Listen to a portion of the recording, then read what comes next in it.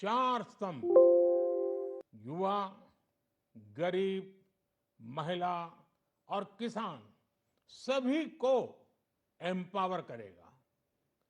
निर्मला जी का ये बजट देश के भविष्य के निर्माण का बजट है।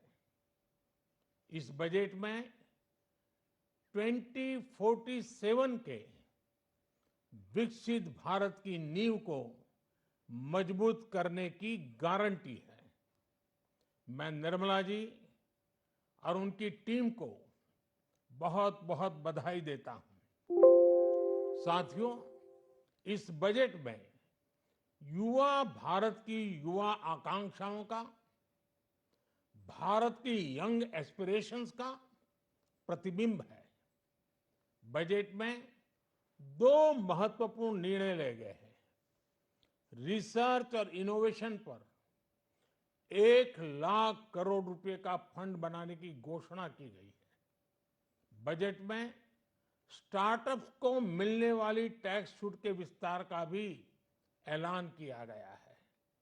साथियों, इस बजट में फिस्कल डेफिसिट को नियंत्रण में रखते हुए कैपिटल एक्सपेंडिचर को 11,11,111 करोड़ रुपए की ऐतिहासिक ऊंचाई दी गई है।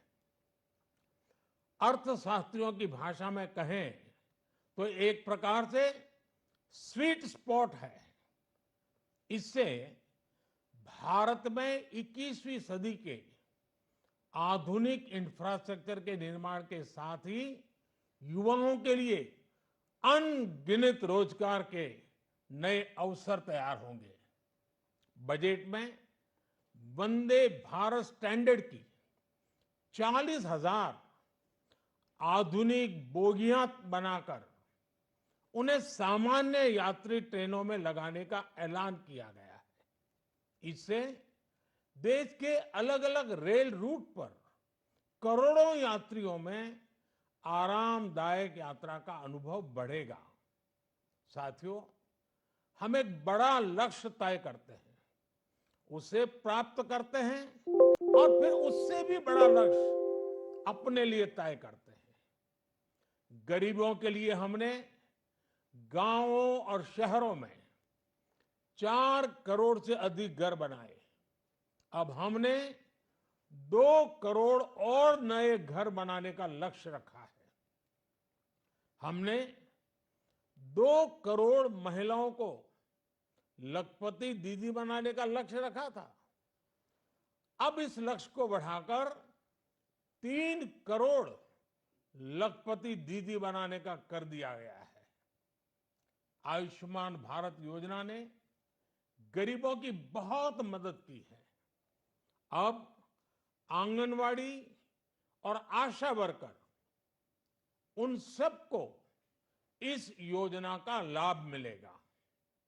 साथियों, इस बजट में गरीब और मध्यम वर्ग को एम्पावर करने, उनके लिए आय के नए अवसर बनाने पर भी बहुत जोर दिया गया है। रूफटॉप सोलर अभियान में 1 करोड़ परिवारों को सोलर रूफटॉप के माध्यम से मुफ्त बिजली प्राप्त होगी।